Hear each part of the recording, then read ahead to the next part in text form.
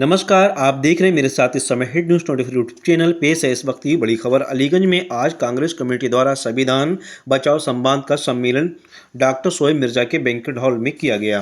सम्मेलन को संबोधित करते हुए कांग्रेस नेता ओमवीर सिंह यादव ने कहा, संविधान की रक्षा करना हर नागरिक की जिम्मेदारी और इसके मूल सिद्धांतों को कमजोर होने नहीं दिया जाएगा। इस दौरान उन्होंने बहुजन नायक कांशीराम के सिद्धांत, जिसकी जितनी संख्या भारी उसकी उतनी हिस्सेदारी को आगे बढ़ाने पर जोर देते हुए दलित और पिछड़े वर्गों को पार्टी से जोड़ने की रणनीति पर चर्चा की। देखिए एक रिपोर्ट।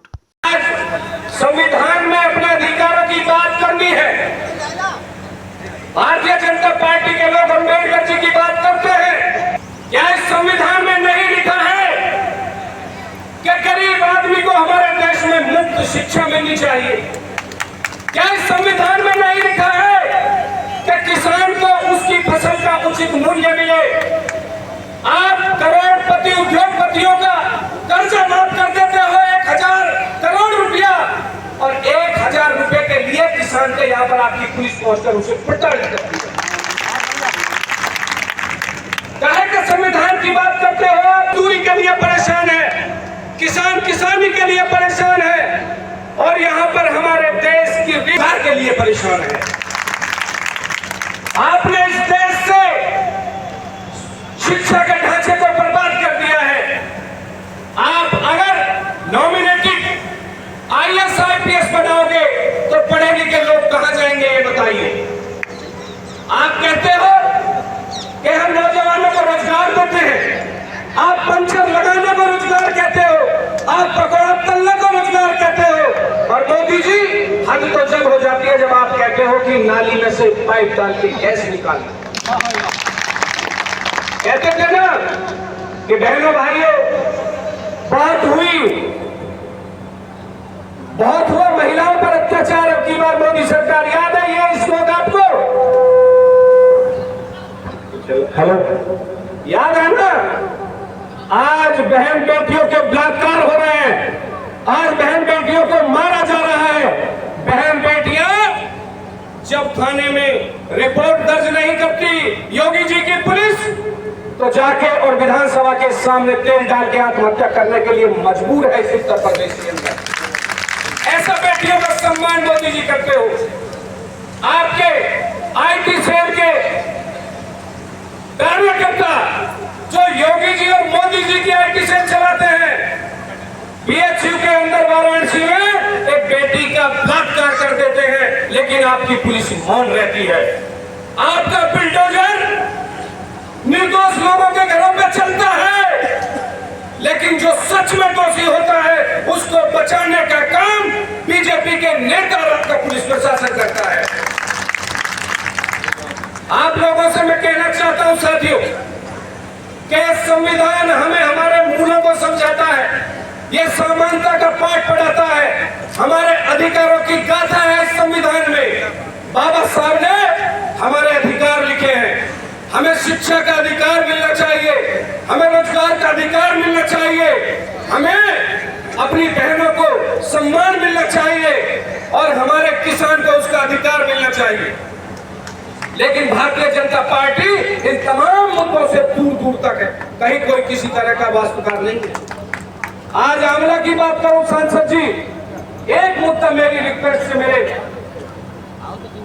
अपील करता हूं कि आपको संसद में उठाना है कि आंवला के अंदर हमारे नौजवान हैं, हमारे नौजवान मजबूत हैं, कुछ करने में सक्षम है।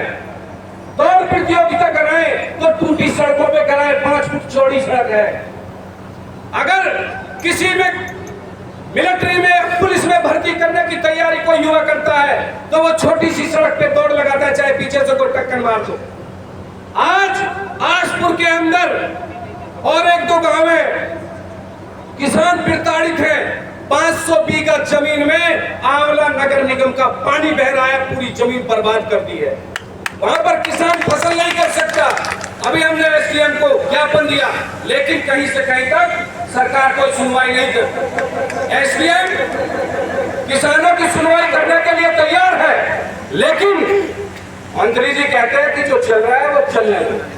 मंत्री जी बिल्कुल बेफिक्र है, लेकिन आज मैं कह सकता हूं कि आंवला की जनता ने लगातार आपको एमएलए बनाया, आपको कैबिनेट मंत्री बनवाया, वो जनता आंवला की है जिसके दम पे आप मंत्री और एमएलए बनते हो। लेकिन यहाँ के किसान पूरी रात खेतों में लठ लेकर के और आवारा पशुओं को रखने का काम करते हैं, लेकिन आपकी गौशाला में यहाँ घूमने वाले आवारा पशु नहीं जाते। आज मंत्री जी से मैं पूछना चाहता हूँ इस मंच के माध्यम से, ये आप पिछड़े वर्ग से हैं, सांसद जी पिछड़े वर्ग से हमारे मंत्री जी, लेकिन अभी पशुधन मंत्रालय में जो नौकरियां लगी है, मुझे बता दीजिए उसमें कितने पिछड़े और कितने दलितों को आपने स्थान दिया है? कहीं कोई आरक्षण नहीं है। आज आंवला के अंदर बुरी परिस्थितियां हैं, सड़कें खराब हैं, स्वास्थ्य व्यवस्था बदहाल है, यहाँ पर किसी तरह की कोई शिक्षा हमारे युवाओं के लिए नहीं है।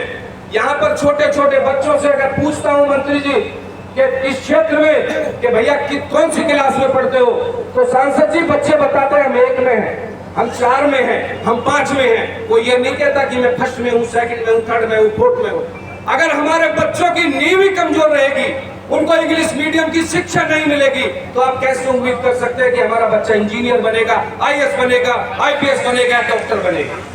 हम शिक्षा की बात करेंगे, हम किसानी की बात करेंगे, हम नौजवानों के रोजगार की बात करेंगे और लगातार इन मुद्दों पर लड़ाई मजबूती से लड़ते रहेंगे। और आज यहाँ पर आंवला के तमाम जितने भी हमारे साथी आए हैं, हमारे सभी बैठे हुए पिता तुल्य बुजुर्ग हैं, हमारे भैया हैं, सभी को मैं बहुत दिल की गहराइयों से धन्यवाद देता हूँ। ये आंवला मेरी कर्मभूमि है। मुझसे भी परसों किसी ने पूछा है कि भाई आप चुनाव लड़ने के बाद अगर नहीं दिखे तो, एक पत्रकार थे हमारे भाई थे, लेकिन मैं आज आपको भरे मन से वादा करता हूं, वीडियो बना लेना इस बात की भी, कि ओमवीर यादव इस आंवला क्षेत्र के लिए 22 के चुनाव के अगले दिन से लड़ रहा है और आजीवन लड़ेगा और आखिरी सांस अगर ओमवीर यादव लेगा तो आंवला की सरकर्मी कर लेगा। अपने भाइयों के बीच लड़ूंगा, अपने भाइयों के अधिकार के लिए, अपने भाइयों की पीड़ा में मैं दुखी होऊंगा और खुशी में खुशी होऊंगा। और साथियों, हमेशा से मेरा एक उसूल रहा है कि मैं विचारधारा की राजनीति करता हूं। अगर एमएलए और एमपी बनना होता तो निश्चित तौर पर मैं कांग्रेस में राजनीति नहीं कर रहा होता, कहीं और राजनीति कर रहा होता। लेकिन नेता बनना, एमएलए बनना या एमपी बनना नहीं है। आपकी आंख से आंसू निकलना चाहिए अगर मुझे दुख होता है, और आप झूमने चाहिए अगर मेरे दिल में खुशी होती है। ये बंधन जो जनता का और नेता का बंधन होता है कि मेरा दुख आपका सुख मेरा सुख, उसे ही नेता कहते हैं। साथ मैं आपके साथ रहा था, रहा हूं और आजीवन रहूंगा। मंजिल मिल ही जाएगी भटक कर ही सही, मंजिल मिल ही जाएगी भटक कर ही सही, गुमराह तो वो है जो घर से निकले ही नहीं। डरने वाले नहीं हैं, हम अधिकार मांगने वाले हैं, लड़ने वाले हैं। आप सभी भाइयों का बहुत बहुत धन्यवाद। जय हिंद, जय कांग्रेस।